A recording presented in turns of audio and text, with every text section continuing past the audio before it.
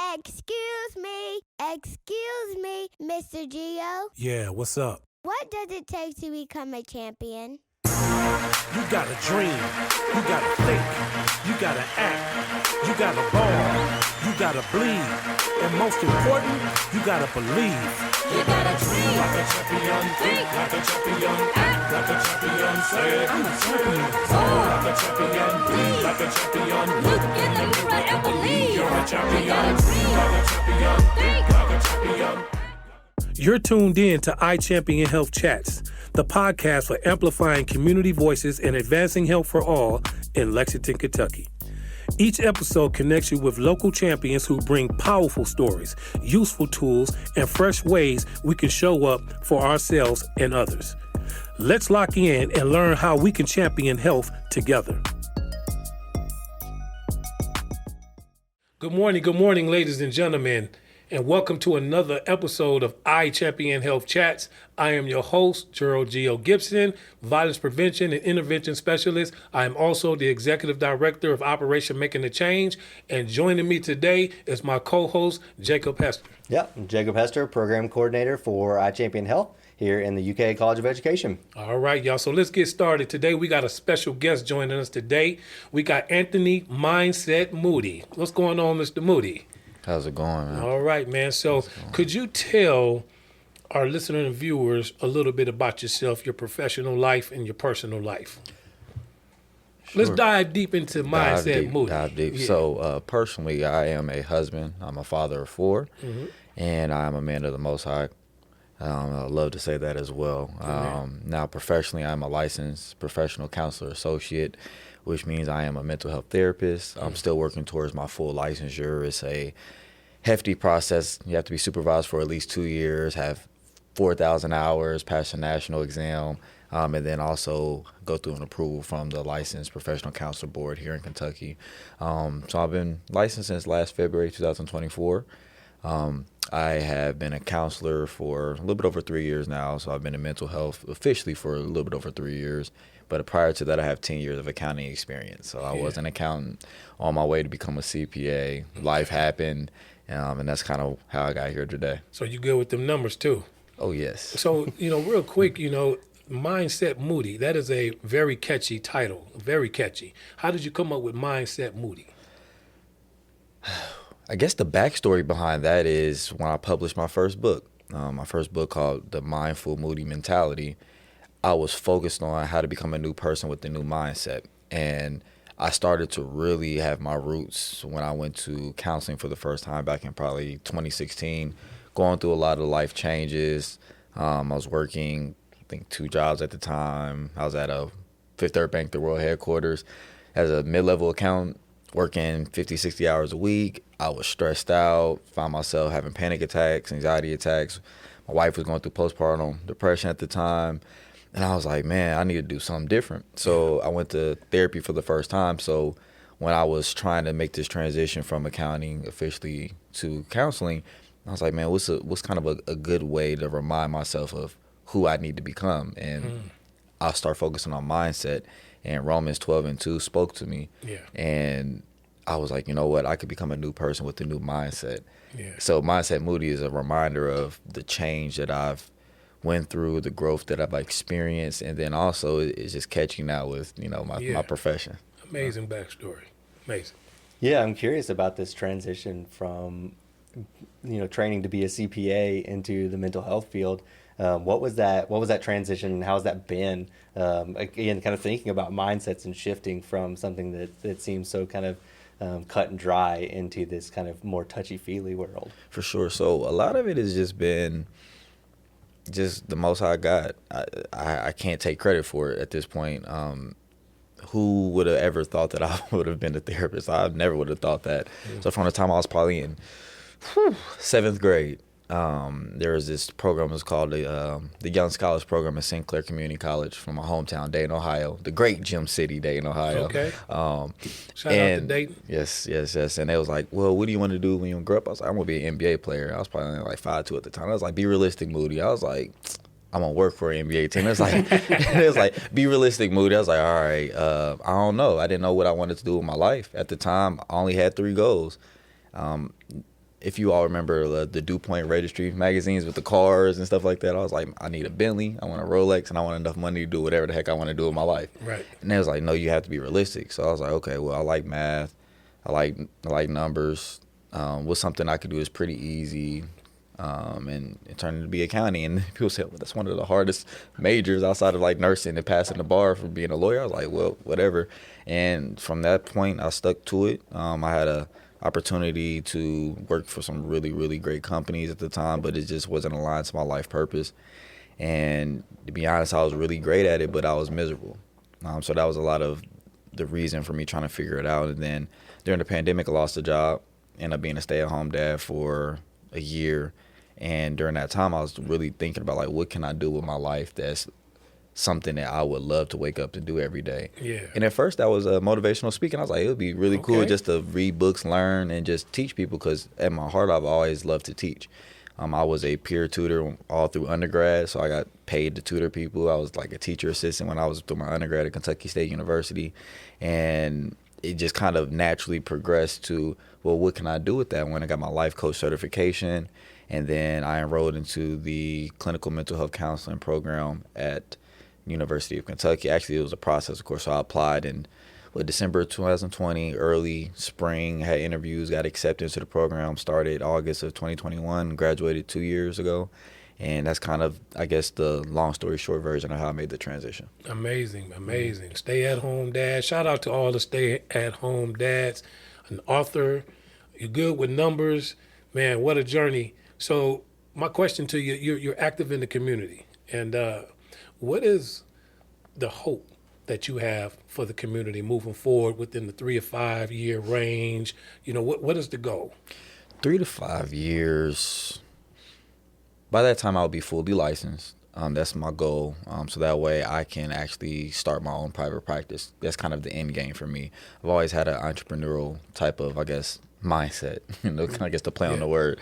But really just so I can help people the way that I envision to help people. You know, the one thing about working with other people, maybe working for other people, you kind of have to work towards their vision that they've set in stone. And I would rather get in a position where I could collaborate more than to defer. Because there's just a certain stigma that I believe still exists, not just for mental health in general, not just for men, but especially black men. And that's kind of where my heart is truly at, especially young black men. So being able to help to stop preventing a lot of this violence that we're seeing, especially here locally.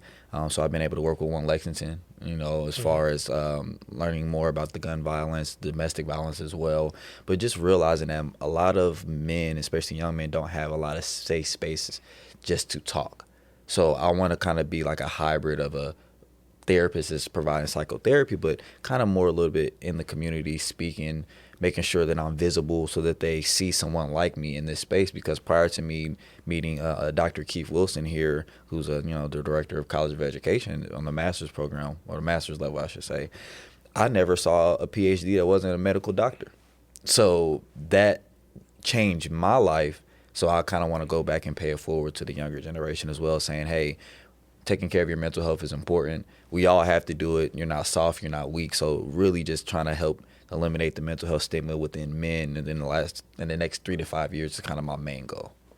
What have those conversations been like when you've had those? Because I know we got an opportunity over the summer to both work with the It Takes a Village summer youth program with One Lexington. So what was your experience, or what has your experience been having those conversations in spaces that have not traditionally occurred? That's a great question. I think it's still a work in progress. It's something that's so new, but it could be so cliche oriented because I guess you would say the effect of social media, where a lot of people do it and talk about it for the aesthetic. I remember a couple of years ago, you started seeing a lot of mental health advocacy.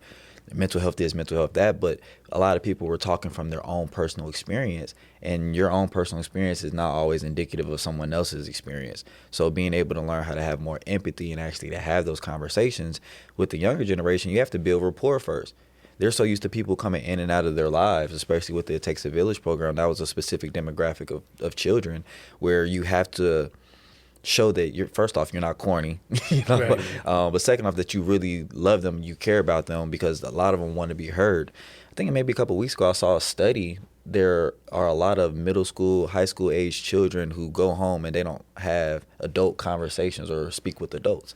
So they're yearning for an adult to pour into them, to hear them out, and to say, hey, I'm seen, I'm heard, I'm loved, I'm cared about. Someone takes an interest in my life. So I've been able to connect probably because I'm a little bit younger. I look younger. But then also I really just try to meet them where they're at, talk about something that they're interested in. And that's how you start introducing some of the more heavier topics, because a lot of them have experienced trauma. I mean, we all have. It's not necessarily the big traumatic things that we experience. Is sometimes a build up of small things, or just your environment, or just being alone. And I think that's something that I've noticed, especially with that age group. Okay. What are you most grateful for? You're pouring out the people. You're chasing your goals, your dreams. You're a husband, a father. What are you grateful for through all of this? And what is there anybody you might want to give flowers to or whatnot? Wow, that's a great question. What am I great? So when I first started journaling, I used to have like a gratitude journal, and every day I would say I'm grateful for these 5 things. And it's been such a long time since I've done that, so that's a great reminder of how much that has helped me to get to where I'm at now. So I'll kind of use that model. I'm grateful just for life. I'm grateful for my wife. I'm grateful for my children. I'm grateful for the fact that I'm still in my right mind, that I have the ability to think and to critically assess anything and everything that I deal with. I mean, part of it's my accounting, analytical mind is still there, but now I have more of an empathetic mind that I can see things from an emotional, intelligent perspective as well.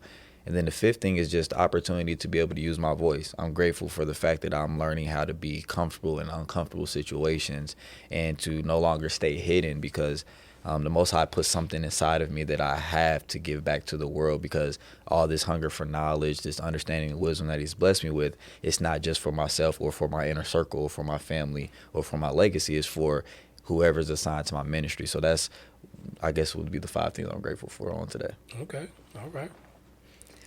Let's talk a little bit about health and healing in the community. So you talked about kind of getting out in the community more. You're working with younger people and kind of really trying to understand their experiences, using that empathy to really, again, kind of understand what's going on in the world. So I have a feeling you've probably got some ideas of what like is really helping the community feel, stronger, healthier, and more connected right now. I say it always starts with those difficult conversations that nobody wants to have. It's okay to not agree with someone, but it doesn't have to turn into an altercation or a confrontation. I believe we as humans, we don't connect well with others naturally because we haven't been taught properly how to do so. So by having an increased level of communication and the willingness to have those hard conversations, that's the start. But someone can argue, well, sometimes it's just all talk. We have all these meetings, and nothing ever happens. Well, not everyone is a doer. Some people are visionaries. Some people are planners. Some people are strategists. And I think it just takes a collective body of everyone who wants to work together of one mind, one agenda, and put aside all their differences to make it happen. And I believe that's kind of the disconnect right now. There's a lot of people who are working on silos and islands. Not to say you can't have your own island, your own silo, because we all need our moments of solitude, but we have to be willing to love someone the way we love ourselves. So if you aren't healed, you don't care about someone else's healing. And it doesn't mean that you're going to be fully healed, but you have to get to a certain level where you want to be able to give back and help the next person, each one teach one. There's a metaphor that I like to use for clients at times. It's like, you know what? I learned how to climb a mountain to be able to take the elevator down to now bring you up. I ain't heard it like that before. Because some people aren't mountain climbers. They're not conditioned to be trailblazers. They may not have the drive. They may not have the support. I've been blessed just to have that, I guess you say, mitigated gall just to accomplish anything and everything. But I'm cognizant that not everyone is like that. So any way that I can help expedite someone else's process because I may have gone through it, why would I want to gatekeep that knowledge or information or understanding? Nice.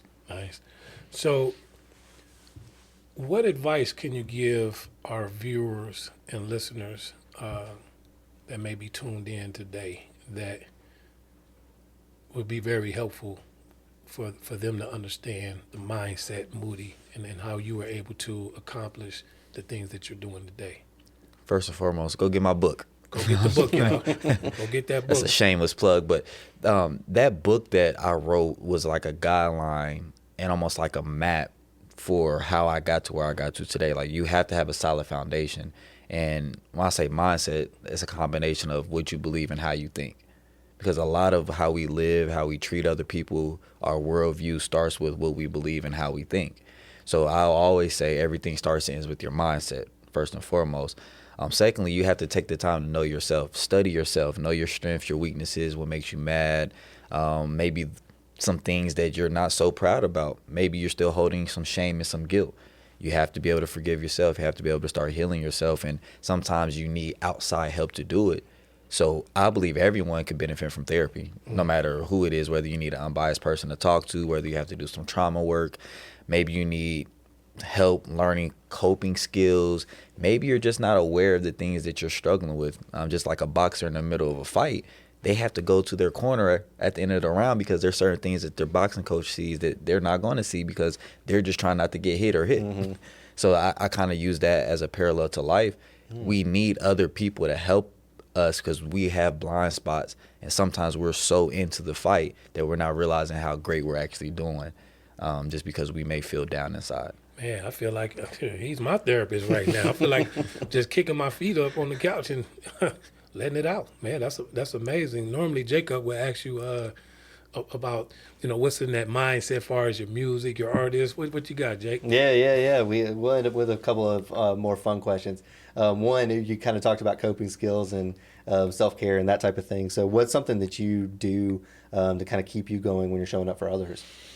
Basketball is a big thing of mine. So watching NBA or hooping myself, like I still hoop at least once a week. So I love it. That was always been like my sanctuary outside of, I guess the literal sanctuary. I don't listen to a lot of music like I once used to. I would rather throw on some lo-fi or some jazz music now. I was probably showing my age just a little bit. but honestly, just being in a quiet environment with just myself.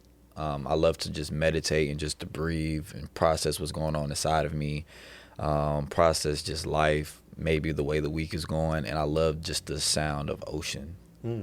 So the ocean waves is just very calming to me. And I guess even now I love to take an occasional nap. Okay. I'm still a napper at 37. I'm like, if I can get a nap in today, I'm gonna get one. Yes. No, so you mentioned you don't tap into music too much, but do you have like a song or an artist that you may tap in when you need like a pick me up or maybe a calm down? Wow. Honestly, no, not anymore. Formerly, I guess you would say I had like 3 artists that I would listen to. I used to listen to a lot of Nipsey Hussle, T.I., and Future. Now there's an artist named IChampionHealth. There's one, Ivy the Servant. He's really good. And those are probably about then one, Gazelle. Just kind of music that I've somewhat relate to, people who, for different walks of life, before I really, I guess, came into, the Most High and kind of growing in that aspect, I did listen to a lot of Future and Nipsey and T.I. But really just, I'm not going to lie, like, I just love the saxophone. Like, the saxophone calms me down, kind of like, I guess you would say David was playing a harp for Solomon, whatever. It's kind of like, for Saul. But I like to be by myself to reset and recharge because my social battery gets low quick, especially when you're working with 4, 5, 6 people in a day. You have back-to-back sessions. You never know what each session is going to be like. Sometimes it's hard to decompress. Sometimes I don't want to hear anybody talking. I don't want to hear any noise. I just want silence. So I think that's what kind of helps me. But yeah, hopefully that answers, because a little bit of a long-winded question. But I had to think about it. I was like, I really don't listen to music like I once used to, and I used to really love it. Yeah. Judging on your response there, what about John Coltrane or Love Supreme? Some of the older music. If you love the saxophone and kind of the spirituality aspect of it, if you've not tapped into a Love Supreme, that's my recommendation for you. Okay, duly noted. Yeah. One other question we got for you. Obviously, the podcast is called IChampionHealth Chats. So we ask each guest to fill in the blank on this sentence. So I champion health through, or I champion health by. Breaking the mental health stigma that exists in the world. Deep. Okay. So if people wanted to go find your book, get in touch with you, how do they find you? Almost everywhere I'm Mindset Moody. So if you just put that into Google, that might come up. Okay. I used to Google myself when I was a kid, just putting Anthony Moody a lot. Yeah. Now the fact that I actually pop up is kind of dope. Yeah. Yeah. I'm on all social media platforms for the most part. The best way, I guess, is probably my Linktree. So it's like linktr.ee/mindsetmoody. Okay. So that gives you a one-stop shop for all of my social media platforms. Some documentary that I was recently featured in, access to be able to buy my book. I have an ebook version as well, but you can find that on like Amazon or wherever you get your books from. And then also have a YouTube channel that I hopefully soon will start putting more content back up. I've kind of had a new revelation on I need to just speak about things a little bit more. I kind of took a hiatus just to kind of work on some things as I was transitioning, becoming licensed as a therapist. It's kind of hard. I guess you would say starting a new caseload, trying to figure out my way in this space. And I think I'm finally starting to figure out who I am in this space, and I need to contribute and, not stay hidden, which is part of the reason why I accepted this invitation as well. So I thank you all for the opportunity as well. Oh, man, we thank you for being here, man, and we wish you well on your journey in life. And again, ladies and gentlemen, we thank everybody for tuning in to another episode of IChampionHealth Chats. Go get that book, y'all. We got Mindset Moody in the building. Wonderful guest. I'm Gerald Gibson, your host, and I got my buddy right here, Jakob, Hester, our co-host. Again, we thank everybody for tuning in. Have a blessed day. Thank you. Thanks for tuning in to IChampionHealth Chats. If something you heard in this episode spoke to you, don't forget to follow us and share it with your community. You can find us on social media at IChampionHealth or email us at ichampionhealth@uky.edu. This season was paid for with funds from the Kentucky Opioid Abatement Advisory Commission by and through the Office of the Attorney General. The opinions and recommendations expressed in this podcast are those of IChampionHealth and the guests. They do not necessarily reflect the views of the Kentucky Opioid Abatement Advisory Commission or the Office of the Attorney General.